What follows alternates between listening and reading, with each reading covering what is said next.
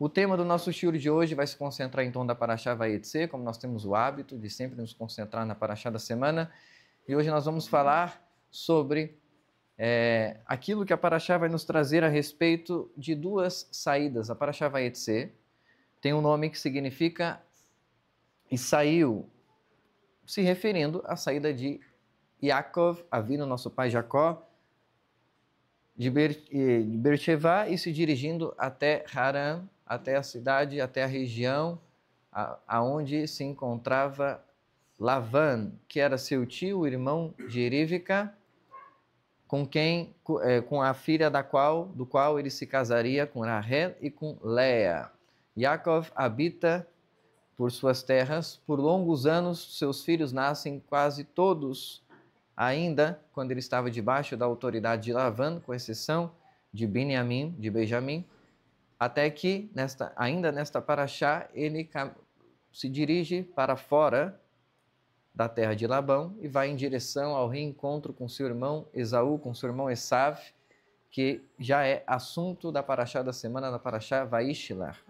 Então a Parashá Vayetze, como todas as outras Parashot que resumem a história dos nossos patriarcas, ela não deve ser vista como um mero relato histórico da jornada do nosso povo, mas, na verdade, de novo, ela traz para nós um mapa espiritual que vai descrever duas grandes saídas. Isso porque Yaakov sai por duas vezes na Parashá dessa semana. Primeiro, ele sai da casa de seus pais em direção à casa de Labão. Depois, ele sai da casa de Labão em direção ao retorno da terra de seus pais. São duas saídas diferentes no modo como ela foi realizada por Yaakov e com desdobramentos espirituais também diferentes. E que tem a ver conosco, porque tem a ver com a Parashá da semana e com a nossa vida, mas tem a ver também com toda a história do povo de Israel de uma forma geral.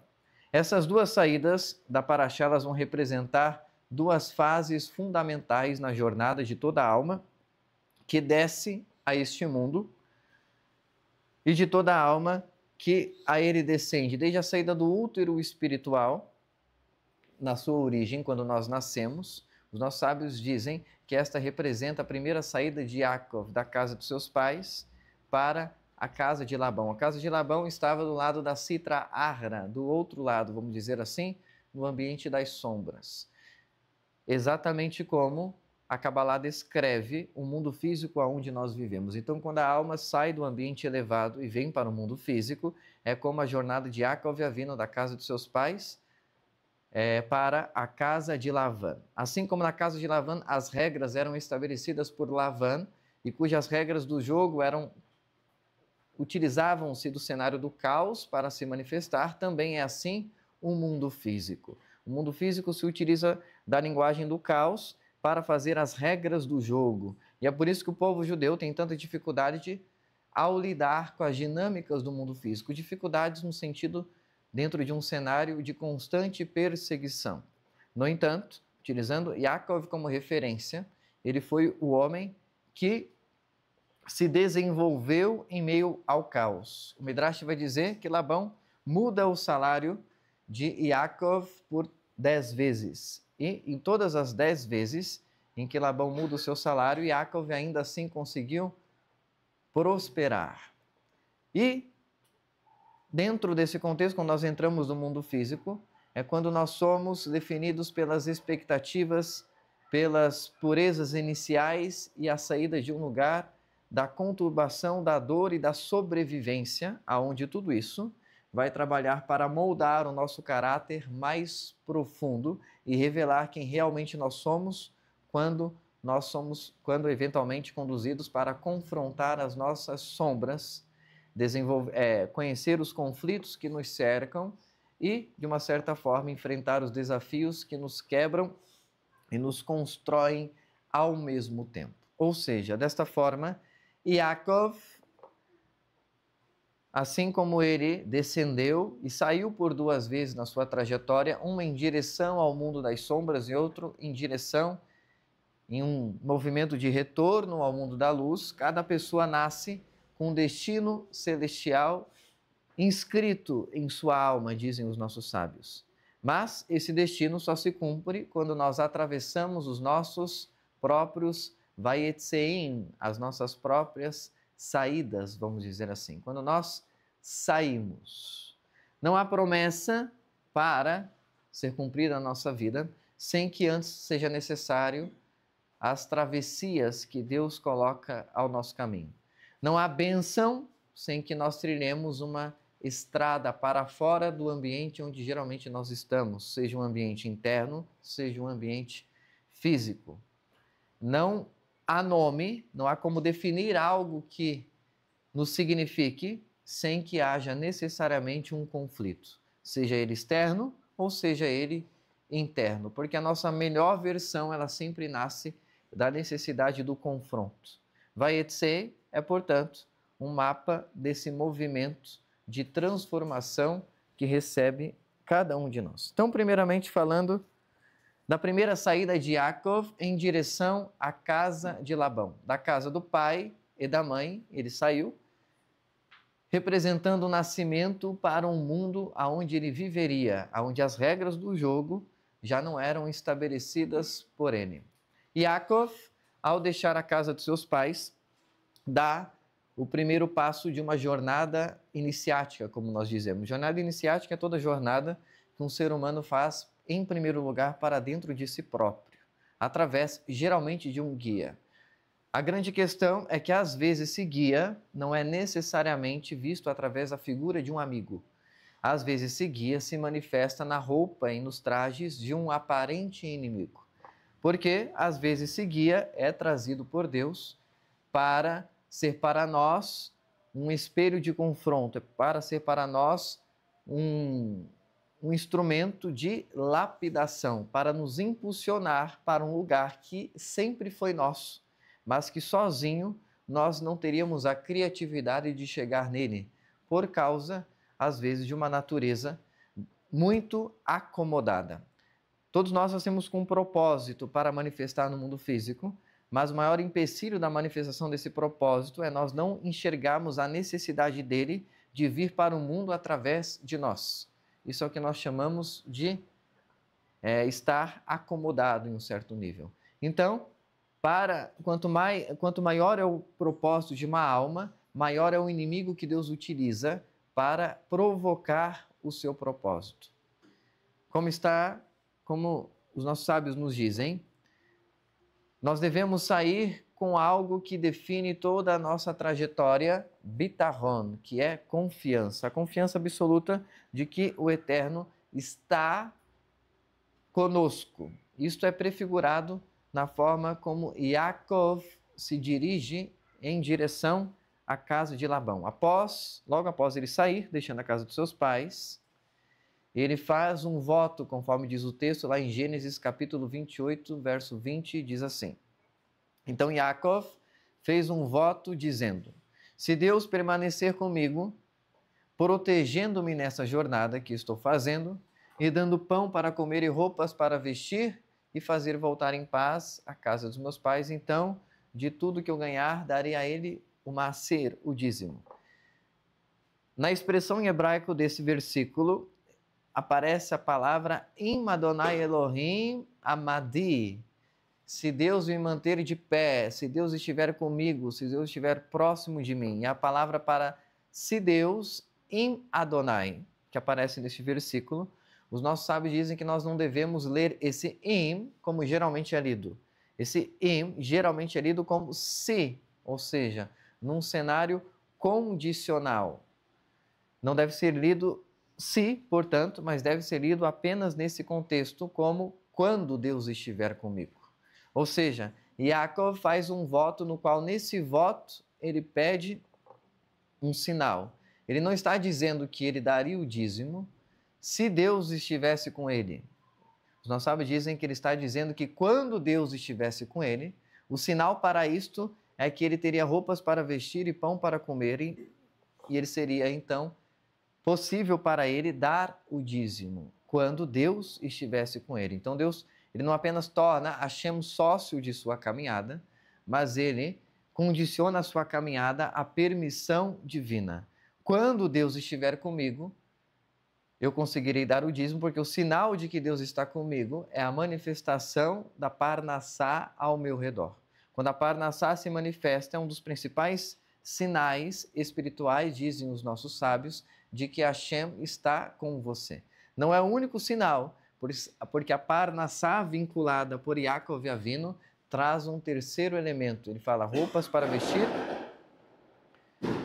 e pão para comer, dando a ideia de uma Parnassá 100% física.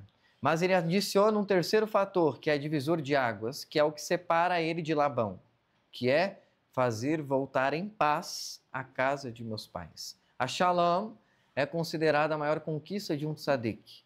A paz é considerado o maior bem espiritual do povo judeu.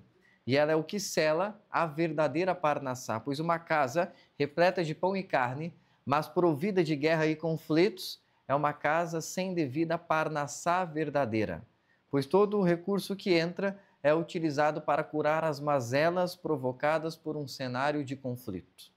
Ou seja, Yaakov entende que Deus estar com ele é também ele carregar dentro do seu coração Shalom, é ele carregar dentro do seu coração paz. E é isso que ele pede. E a palavra que ele usa para Shalom, que é Shalom, uma mesma palavra aparece sem um vav lá na frente, se referindo a Lavan, a Labão. Porque a palavra usada para Shalom, se eu não me engano, a forma de pronunciar a palavra que aparece para Lavan, para Lavan, ela existe para significar a atitude de Labão com Jacó durante a sua estadia, dizendo que ele roubava, que ele era injusto com Labão.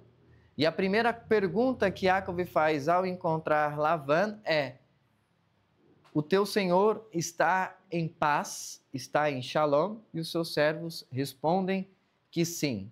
E foi a única coisa que Yaakov não encontrou durante toda a sua estadia na casa de Lavan, foi Shalom, o que o condiciona e o projeta no fim dessa paraxá para a sua segunda saída.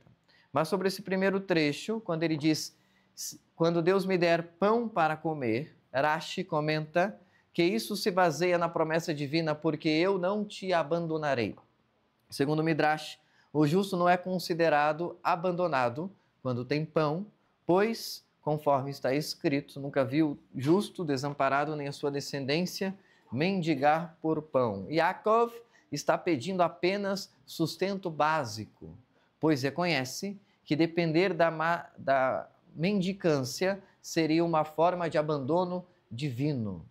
Ou seja, depender da mendicância tem muitas conotações. No sentido mais literal, é você implorar para que alguém lhe dê um pedaço de pão. Esse é o sentido mais literal do texto. Mas no sentido mais espiritual do texto, significa ter pão ao custo de sua própria shalom. Ter pão ao custo de sua própria vida. Isso significa mendigar por pão. Depender de um pão no qual, para comer dele, toda a sua vida restante é custada.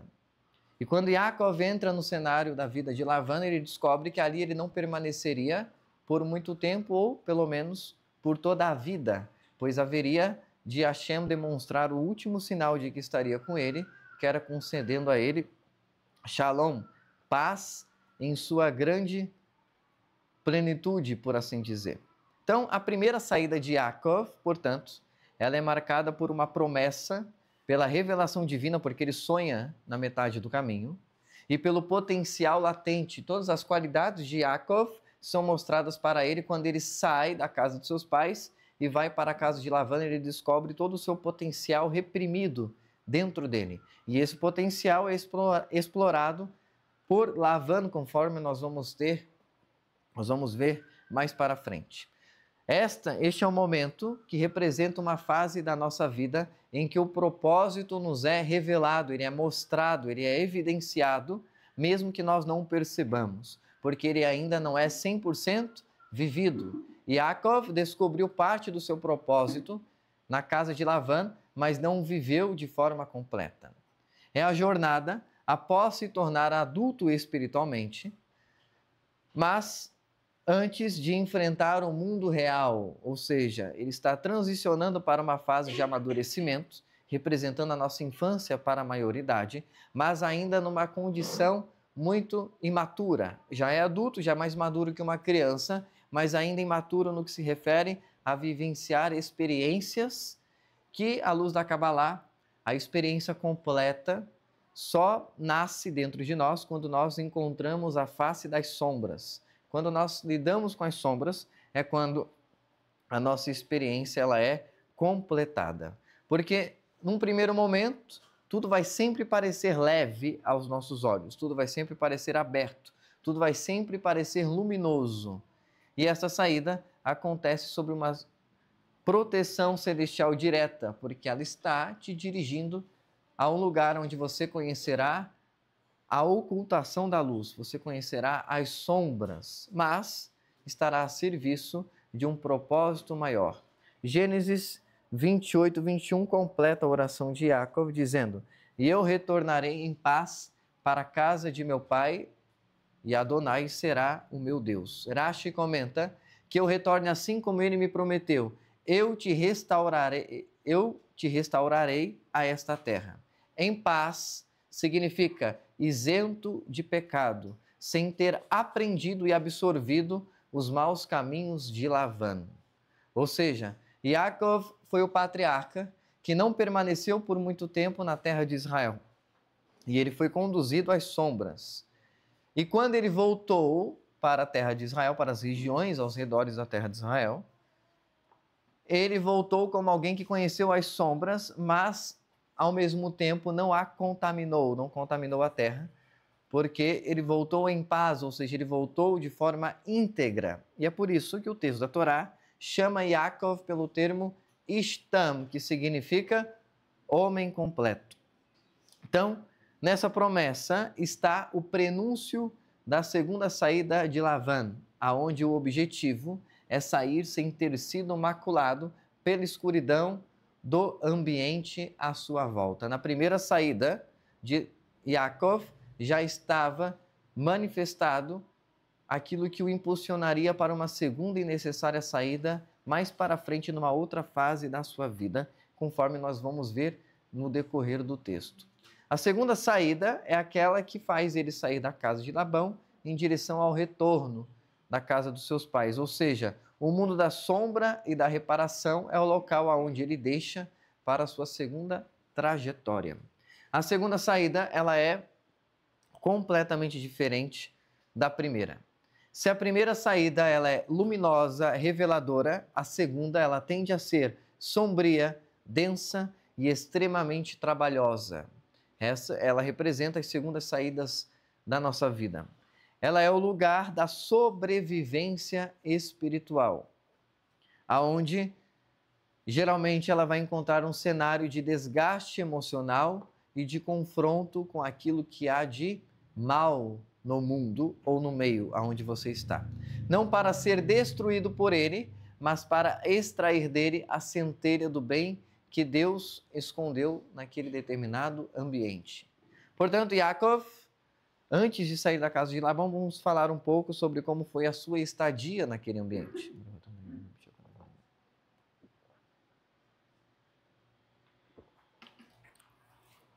Yaakov chega à casa de Lavan e vive com ele anos de exploração, segundo diz o texto, de tensão e de muita manipulação, segundo Rashi nos explica. A Kabbalah, no entanto, ela traz uma nova luz sobre o assunto, onde ela descreve esse período não foi apenas para o sofrimento de Yaakov, mas serviu, num primeiro nível, como uma kaparatavonot, como uma expiação de pendências espirituais que Yaakov carregava com ele. Dentre essas pendências espirituais, a resolução do seu conflito que ele havia deixado não resolvido com seu irmão Esav. Então, o primeiro cenário que demonstra que nós estamos na casa de Labão é se nós chegamos ali com histórias mal resolvidas no passado. Ou seja, se nós deixamos algum tipo de ponta solta e agora nós viemos dentro daquele ambiente. Saiba que aquele ambiente, portanto, lhe servirá, através de muitas situações, como caparat avonot, expiação de pecados. Quanto mais difícil for um cenário como esse, significa que mais interessado Hashem, Deus, provavelmente está em utilizar aquele lugar para expiar o maior número de pecados possível na sua vida. Então, a primeira resposta para as dificuldades, quando nós estamos dentro de uma situação que simboliza habitar com Lavan, é que ela está ali expiando e resolvendo conflitos que estavam pendentes no mundo espiritual. Então, Yaakov precisava passar por Labão para retirar dali as centelhas espirituais que pertenciam à sua alma.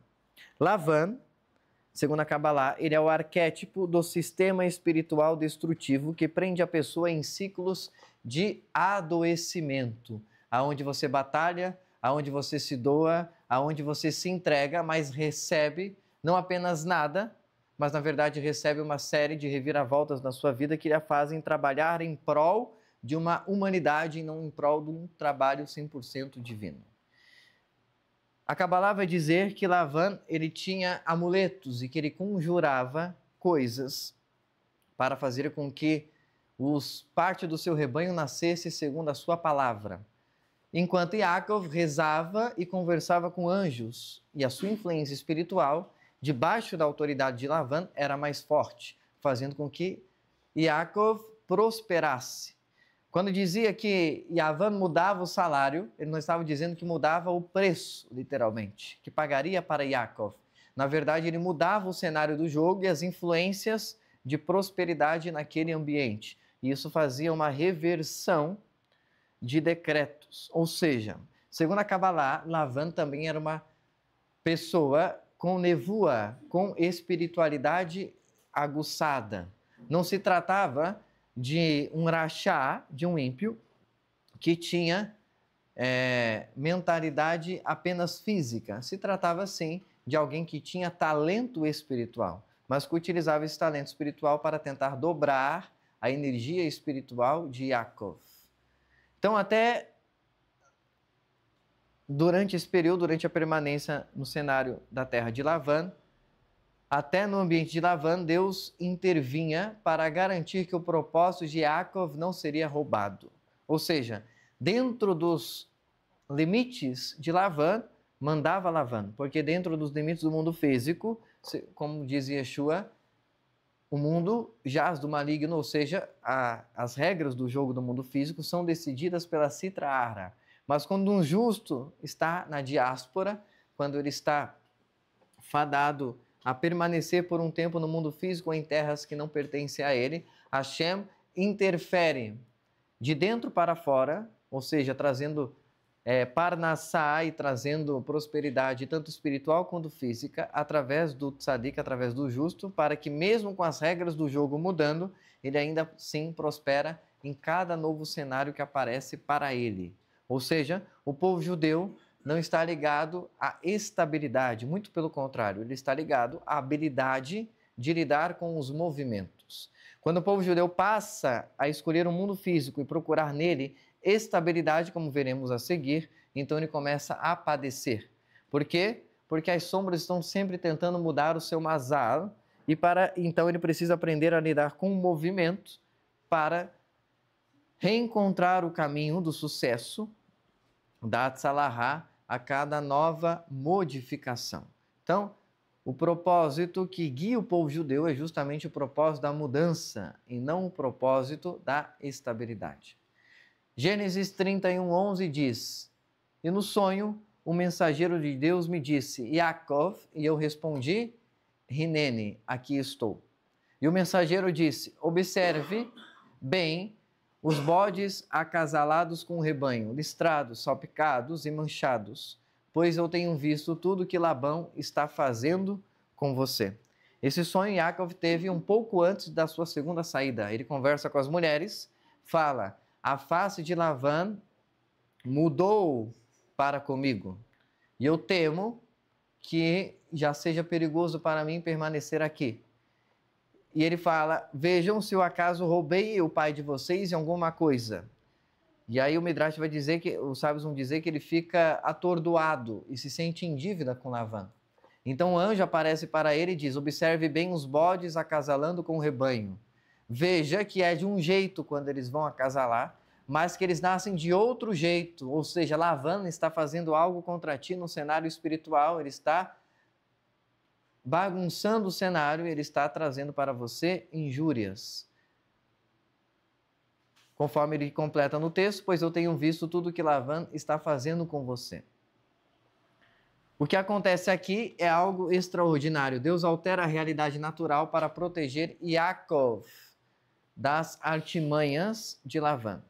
O Orahai, na paraxá dessa semana, ele explica que Lavan não era apenas um vigarista, mas que ele utilizava de amuletos e práticas divinatórias chamadas de terafim em hebraico, para prever o futuro e manipular Yaakov. Então ele previa que tipo de animal ia nascer e falasse que se nascesse daquele animal, então seria dele, e se nascesse de outro, seria Yaakov. Só que Hashem mudava a realidade do presente para não corresponder ao futuro que Lavan via, ou seja, Lavan ludibriava Yaakov baseado em expectativas futuras. Esses amuletos, esses terafim, mostravam a Lavan exatamente quais filhotes nasceriam e com quais padrões de pele e de pelagem eles nasceriam, o que influenciaria diretamente o acordo entre eles na hora de firmar o salário. E para impedir que Lavan continuasse usando meios ocultos para roubar Yaakov, Deus atuou com astúcia, evitando alterar milagrosamente as leis da natureza de forma explícita, ou seja, para não chamar a atenção de Lavan.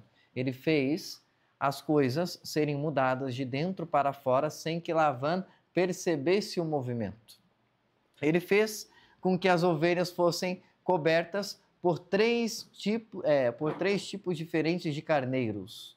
Ou seja, Lavan viu no futuro que um determinado carneiro coabitaria com a ovelha. Então ele saberia qual pelagem nascia. Só que Hashem foi lá e fez com que 3 tipos de machos cobrissem uma mesma ovelha. Ou seja, o futuro de Labão se cumpriu, porque ele via aquele macho cobrindo, então ele achava que estava certo. Mas ao nascer, nascia-se milagrosamente o filho de um outro macho, para que o salário fosse pago segundo aquilo que foi prometido a Yaakov. Ou seja, os planos eram mantidos, mas o resultado era sempre alterado de forma favorável a Yaakov. De modo que a mistura de possibilidades genéticas frustrasse a evidência dos muletos em posse de Lavan. Assim, Lavan não conseguiria mais prever qual padrão de pele nasceria dali para frente.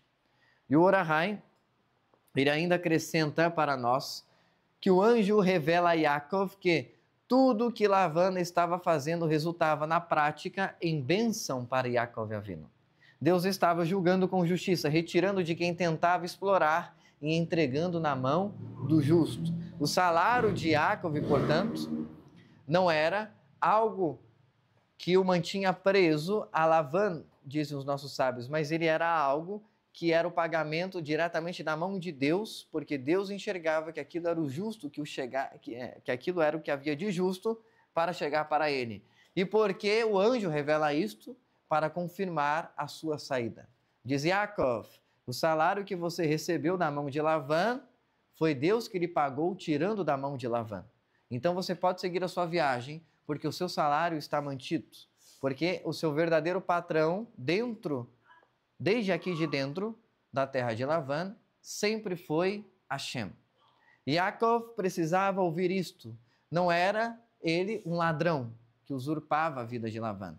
Não era ele indigno daquilo que ele recebia, por mais que dissessem o contrário, porque, na verdade, ele não deveria mais carregar culpa e deveria fazer um movimento de liberdade genuína em nome da Shalom, que faltava conquistar até aquele exato momento. Tudo estava sendo dado a ele por decreto divino. Em meio a esse cenário, nascem as figuras de suas mulheres participando dessa saída. As palavras de Rahel e Leia confirmam a sua jornada. Gênesis 31:14. Então Raquel e Leia responderam: ainda não temos parte ou herança na casa de nosso pai. Ou seja, Elas queriam dizer: Yaakov, o que nós temos aqui? A nossa herança já vem de ti há muito tempo. Nós o seguiremos porque aquilo que há para reger a nossa vida já vem de ti e do teu Deus há muito tempo. Há tempo que não vem da casa de nosso pai o nosso alimento. Parafraseando o Ora-Haim, naquilo que ele diz acerca desse texto, o Ora-Haim diz que Raquel e Leia explicam que já não tinham herança alguma, nem materna, pois a mãe delas havia falecido, e nem paterna, pois Labão as havia tratado como estrangeiras e vendendo, comercializando elas. Elas declaram, portanto, que seu pai não as vê como filhas há muito tempo.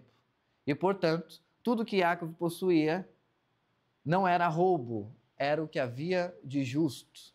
E por isso, elas seguiriam o seu marido, pois elas já não se identificavam mais com aquele ambiente. Ou seja, todo movimento de saída precisa ser necessariamente também confirmado pela energia feminina.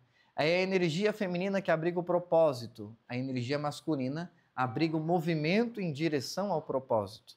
São, geralmente, as mulheres que retêm a verdadeira clarividência para revelar o propósito, mesmo que de forma gradual, seja para seus maridos, ou seja para o povo como um todo. E por isso essas duas figuras aparecem para confirmar a trajetória de retirada de Yaakov da casa de Labã. Então, vamos olhar agora para o exato momento onde Yaakov sai da casa de Labã, aonde ele sai num cenário de fuga necessária para aquele momento de um sistema de adoecimento. A saída da casa de Labã, ela não foi planejada, ela não foi arquitetada, ela não foi desenhada, mas ela também não foi totalmente pacífica e ela também não foi explicada. Ela foi abrupta e, portanto, dolorosa, mas necessariamente urgente. Yaakov não poderia permanecer na terra de Labã nem por mais um único minuto, porque muitas coisas estavam em jogo e quando Hashem confirma a saída, se você não obedece, Deus deixa de estar com você a partir daquele exato momento, se você permanecer fixado. Por isso que Yaakov diz: quando Deus estiver comigo, terei pão para comer e roupas para vestir. No momento que Deus não estava com ele, nem isto mais estaria assegurado para Yaakov. E foi confirmado isto pelas suas mulheres Rahel e Leia. Então ele precisava fazer um movimento urgente de retirada. O Midrash vai dizer que ele saiu na calada da noite e que ele saiu sem nada explicar.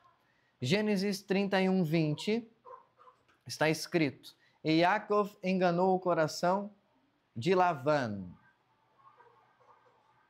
o arameu, por não lhe fazer saber que fugia. Yaakov deu a volta em Labã.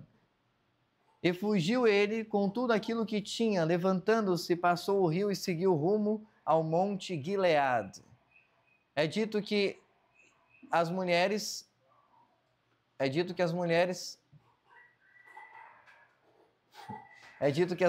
de Yaakov revelaram para Jacó: eis que o nosso pai foi aos mercados da cidade. E ele aproveitou que o pai foi aos mercados da cidade para fazer o seu movimento de saída, porque sabia que Labã viria atrás ou que impediria ele de sair se com Labã tentasse conversar. Antes de Yaakov sair, Yaakov conversa sobre a sua saída por pelo menos 2 vezes, dizendo: quero deixar este lugar. E em todas as vezes Labã diz: fique comigo por mais um tempo, não é certo que tu saias do meu meio. Na terceira vez, Yaakov decide não mais conversar com Labã e simplesmente sair em retirada. E aqui se revela para nós uma lei espiritual profunda. Quando o ambiente ameaça a sua alma, Deus autoriza a ruptura de forma radical. Há momentos na nossa trajetória e na nossa vida em que explicações serviriam apenas de portas para manipulação e para aprisionamento.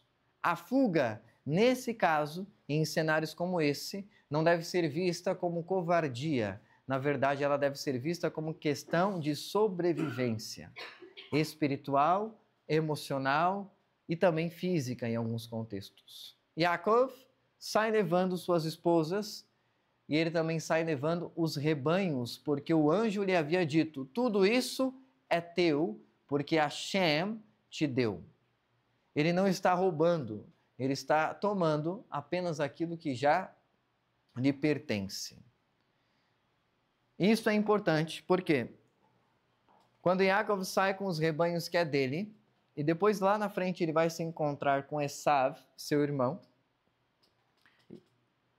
Yaakov diz, ao se encontrar com Esaú: pegue esses rebanhos como presente de uma parte que ele havia separado.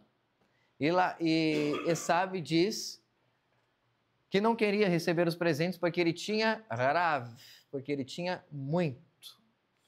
Yaakov fala: não importa que tu tens rav, que tu tens muito, ou que tu és muito. Toma para ti, porque eu tenho tudo. Ou seja, Yaakov se sentia tendo tudo quando saiu, e se sentiu tendo tudo, perdendo um pouco daquilo quando saiu. Por quê?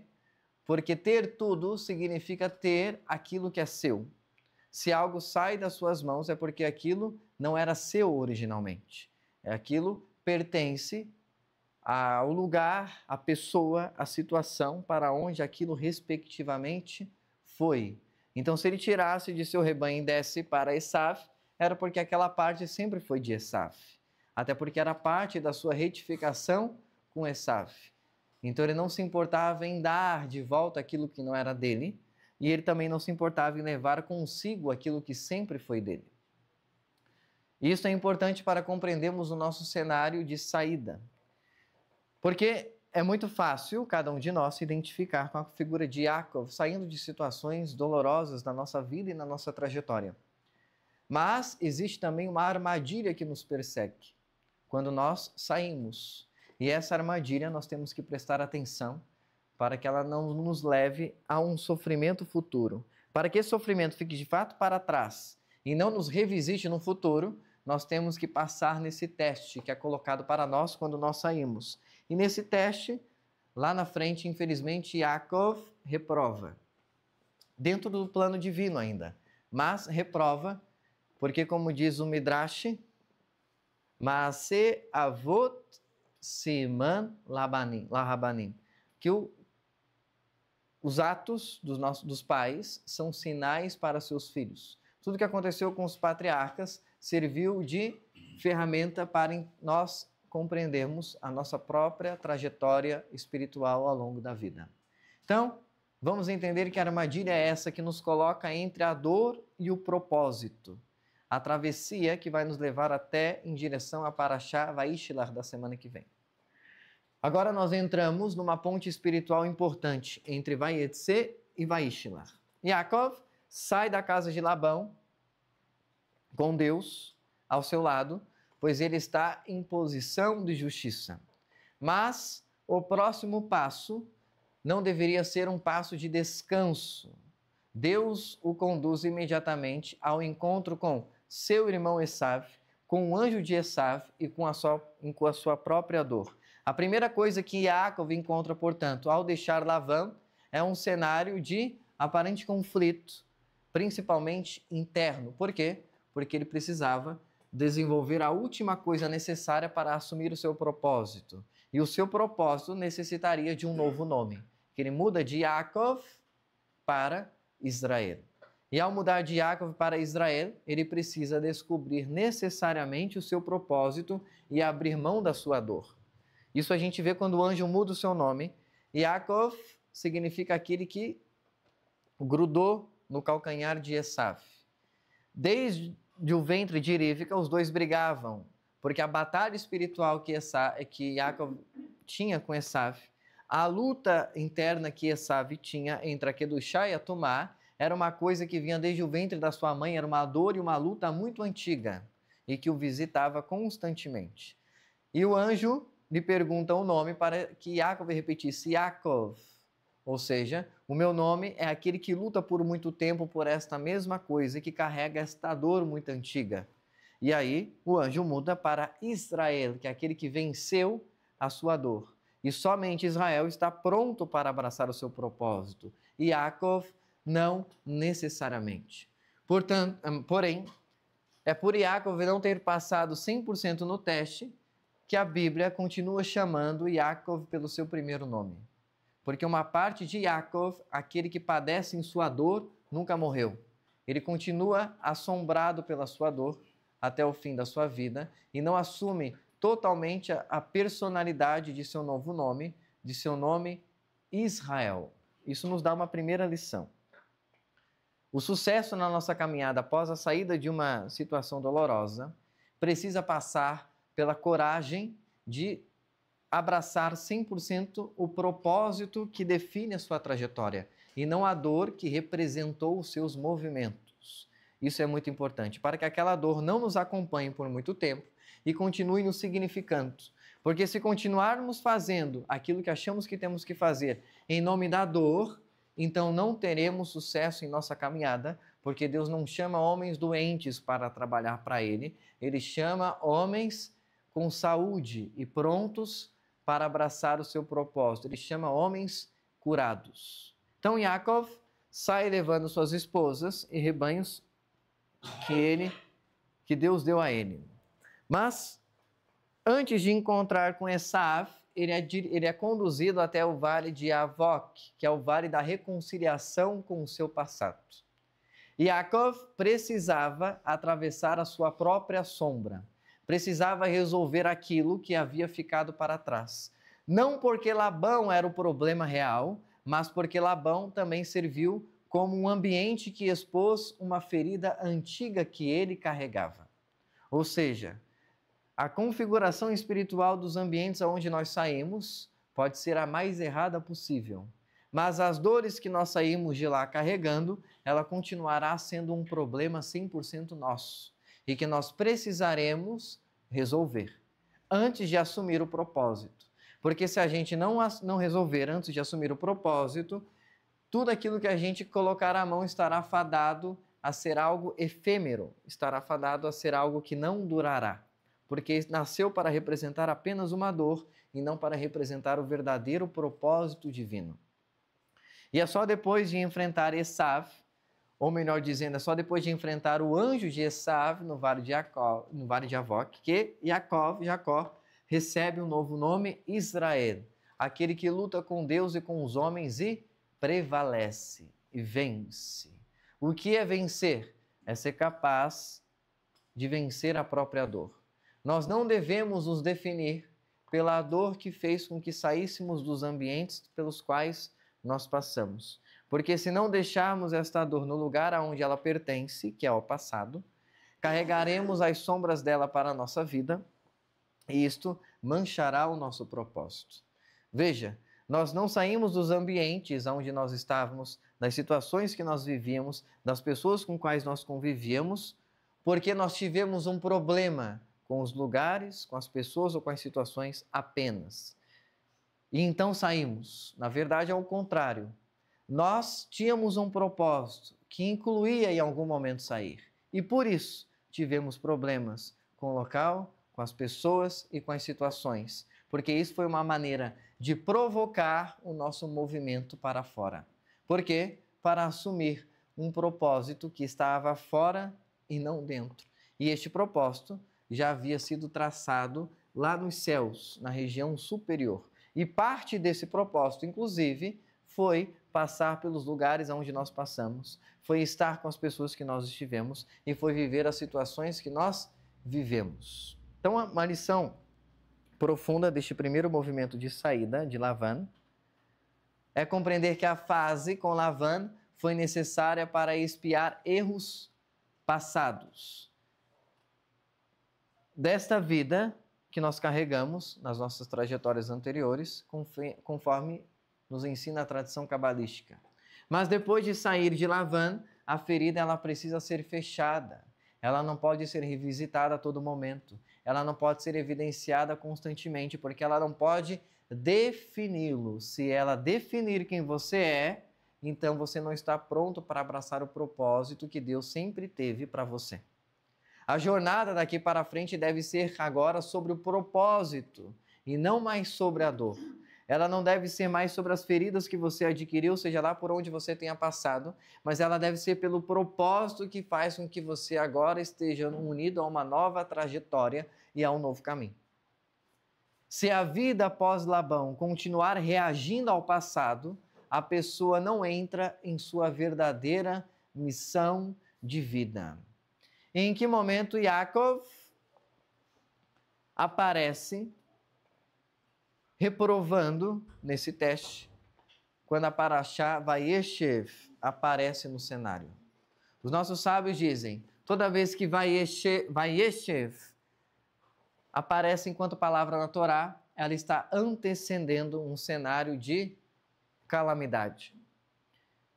E Vayeshev, duas parashot para frente, ela vai representar o perigo da estagnação na dor.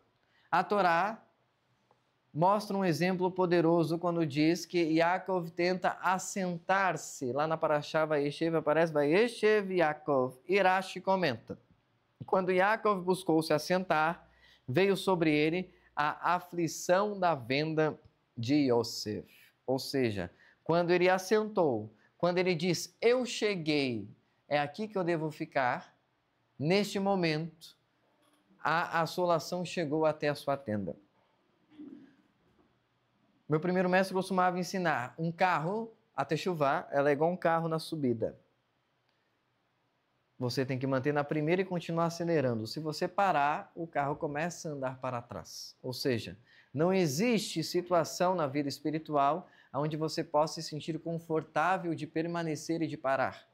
Conforme diz o Pirkei Avot, aquele que não aumenta os seus conhecimentos, os diminui necessariamente. A única chance de você manter-se sábio, inteligente, entre aspas, com relação a Torá e Mitzvot, é você continuar buscando por conhecimento e por sabedoria, senão você começa necessariamente a andar para trás. E foi isso que aconteceu com Yaakov, quando ele assentou. Mas por que Yaakov assentou? Por que ele parou? Porque ele não estava conectado ao propósito. Quando você está conectado ao propósito, você sabe que você deve continuar caminhando. E a primeira coisa que todo judeu sabe sobre propósitos é que um propósito nunca se resume à sua vida, apenas. Nunca se resume sobre ele, apenas. Que propósito é uma coisa da qual você faz parte e a primeira missão sua dentro de um propósito é passar o bastão para o próximo que continuará. Ou seja, é fazer parte de um propósito maior do que os dias da sua vida. Ou seja, aquele que está conectado ao seu propósito, ele sabe que ele não vai poder parar até o dia da sua morte. Até o dia da sua morte, ele terá que estar trabalhando espiritualmente, inclusive para evoluir.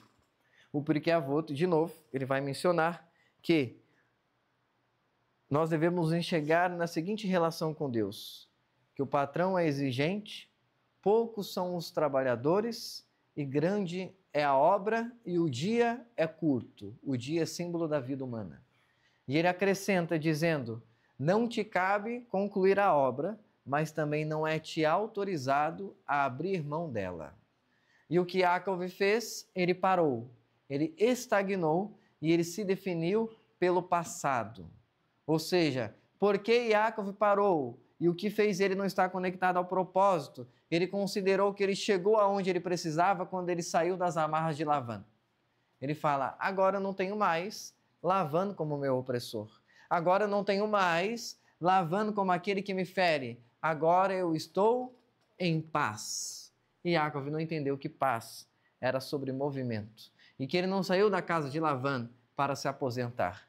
Ele saiu da casa de Lavan para dar continuidade a sua trajetória por todos os dias da sua vida. Ou seja, nunca foi sobre se libertar de Lavan, sempre foi sobre seguir com a sua jornada e seguir com o seu propósito. porque se fosse para se libertar de Lavã, sobre se libertar de Lavã apenas, Deus nem sequer teria feito Yaakov habitar lá, porque Deus não tem interesse em nos fazer trilhar jornadas desnecessárias. Então, algo que seus pais, Abraão e Isaque, nunca fizeram. Por nenhum dia da sua vida, Abraão e Isaque deixaram de peregrinar. Por nenhum dia eles se assentaram efetivamente, coisa que Yaakov se deu ao luxo de fazer. Eles sempre seguiram adiante, sempre caminhando para o propósito, mesmo quando feridos, mesmo quando marcados por traumas. Quando Yaakov buscou viver baseado no que havia vivido, ou seja, quando ele se identificou demais com o passado, a ponto de se definir a partir dele, e não no propósito que Deus estava abrindo à sua frente, a vida o empurrou em direção ao movimento novamente, mas agora através de uma dor muito maior, tirando dele um filho, Yosef Atzadik, e levando ele para o Egito. Da mesma forma, quando o povo judeu assentou há 2000 anos atrás e se estagnou em sua espiritualidade no cenário do segundo templo, na ocasião do primeiro século, também ele perde um grande tzadik para a Sitra Ara, que foi abraçado por Roma e fica afastado da casa, esteve afastado e continua afastado da casa de seu povo até os dias de hoje. Porque assim como Yaakov, Israel, enquanto povo, também assentou em um determinado momento da sua trajetória, não havendo hoje verdadeiros movimentos que saiam da estagnação e se dirijam em movimento resgatando as almas perdidas de Israel. As sinagogas hoje, do contexto tradicional, elas se mantêm massivamente fechadas e considerando-se assentadas, precisando que aqueles que se identificam com o movimento provocado por Yosef Atzadik, nesta ocasião da Parashá Vayeshev, e provocada por Yeshua no cenário macro da história do povo de Israel, possam fazer esse movimento de reagrupamento necessário, principalmente para os nossos dias de hoje. Acha aquele texto, por favor, do profeta que a gente leu ali sobre o nome, dizendo: acaso não sabe aquilo que eu farei por vós, etc. Isaías 43. Foi forte mesmo. Nunca mais. Vayetze nos ensina que, portanto, a vida é feita necessariamente de saídas. Sair da casa do Pai, a saída da inocência e do potencial. Sair da casa de Labão, a saída da dor, da sombra e dos sistemas que adoecem. A primeira saída revela quem somos, revela nossos talentos, como no sonho da Sulam Yaakov, da escada de Jacó, quando ele repousou a sua cabeça sobre uma pedra. Ali, Jacó mostrou quem era, não só pelo seu alto nível espiritual, que é ter um sonho de nível profético, mas ali Jacó mostrou quem era, não pelo alto nível espiritual que ele tinha. A coisa mais chamativa, quando Jacó tem o sonho da escada de Jacó, que é inclusive tema cabalístico até os dias de hoje, é quando ele deita a sua cabeça numa pedra. Jacó era um homem que não precisava de conforto.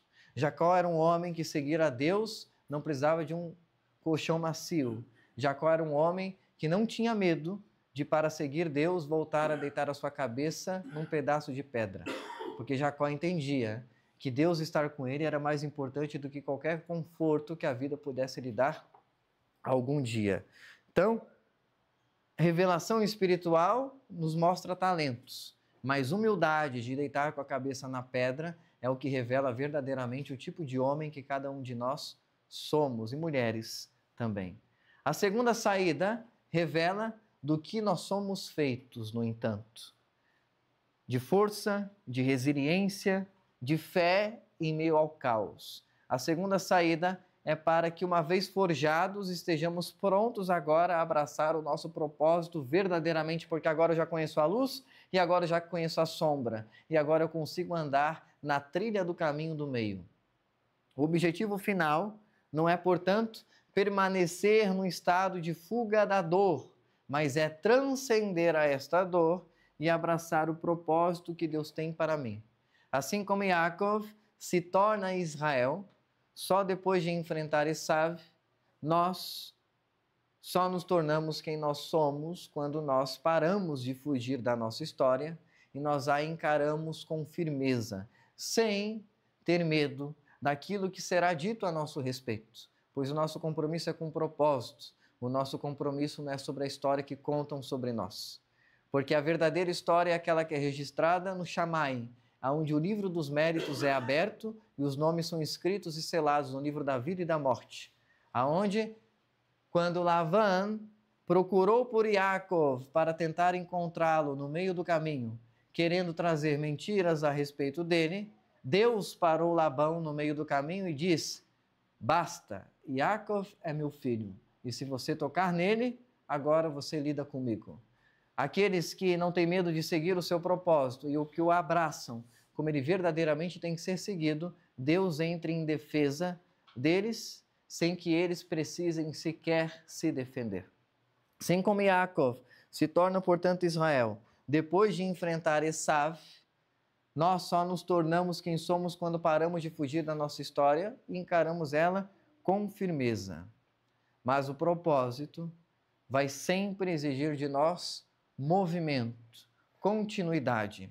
Yaakov quis assentar-se e imediatamente veio a crise de Yosef. Propósito sempre será sobre caminhada, porque a alma sempre tem a ver com rupturas e movimentos, com morte e renascimento, com travessia acima de qualquer coisa, porque a vida é a constante vaietze, é a constante entrada, e é por isso que diz: eu abençoarei a tua saída e a tua entrada, desde agora e para todo sempre.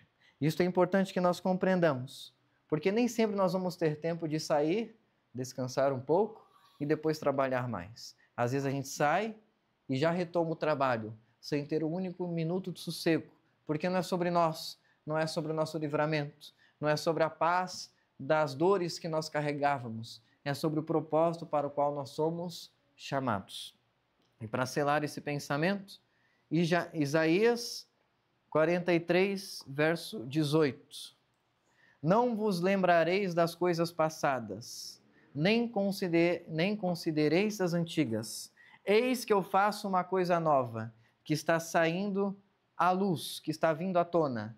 Porventura, não o percebereis? Eis que porei um caminho no deserto, e rios no ermo, em meio ao nada. Os animais do campo me glorificarão. Os chacais, os cachorros selvagens, e os filhotes de avestruzes. Porque porei águas no deserto e rios no ermo, para dar de beber ao meu povo, ao meu escolhido, ao povo que formei para mim, para celebrar o meu louvor. E é isso que daqui para frente a Kehillah Mikdash David se dedicará a ser uma água em meio ao deserto, um reflorescimento em meio ao ermo, para continuar sendo luz para todos aqueles que de alguma forma se sentem apartados da casa de Yaakov, seja eles resgatados pela imagem roubada de Yosef Atzadik através da figura de Yeshua, ou sejam eles reencontrados por mera identificação com nosso pai Yaakov, cuja voz é a voz de Yaakov, mas cujas feridas precisam estar curadas para que nós sigamos em frente. E se você se identifica, não com a dor que nos trouxe até aqui, mas você se identifica com um propósito que nos manterá daqui para frente, você é bem-vindo para fazer parte de cada coisa que vai acontecer daqui para frente, como desejar um discípulo, como desejar um membro, como desejar um amigo. Baruch Hashem, Hazak Baruch. E se você se identifica e se sente uma das ovelhas que saiu com Yaakov, porque sempre foram dele, e se identifica com a nossa mensagem, continue nos ajudando. Inicialmente nós precisamos muito da prece de todos vocês, para nos dar cobertura espiritual, pois a cobertura do líder é seu respectivo povo. Então, nós precisamos muito das suas orações e também vamos precisar daqui para frente das suas contribuições. Daremos maiores detalhes sobre isto nos grupos, conforme as coisas vão ficando verdadeiramente oficiais. Mas desde já, nós consideramos você parte dessa jornada, cujo propósito é levantar Mikdash Davi, o santuário de Davi. O santuário de Davi é maior do que a Sucat Davi, do que a cabana de Davi. É maior do que o Ohel Davi, do que a tenda de Davi. Porque o Mikdash de Davi, o santuário de Davi, não é feito de mãos humanas, mas ele é aquilo que preenche todo o mundo e que serve para reagrupar aqueles que estavam cansados e aqueles que estavam caídos, em ser pelo menos uma gota d'água em meio ao deserto onde o povo de Deus está disperso hoje. Então, Baruch Hashem, Shabbat Shalom, que o Eterno possa abençoar a sua e a nossa trajetória, que nós sejamos capazes de deixar a dor para trás e focar no nosso propósito, que é nisso que há de meritório, que nos fará fortes e relevantes novamente, se da vontade divina e com a permissão dele. Nós voltaremos amanhã, acredito que às 8 horas, se tudo der certo com a nossa transmissão, Bezrat Hashem, para os que possam estar conosco, e nesse formato adaptado, mas ainda assim é caloroso tê-los conosco. Que o Eterno possa abençoar a sua vida poderosamente. Shalom Velihitraot. Shabbat Shalom.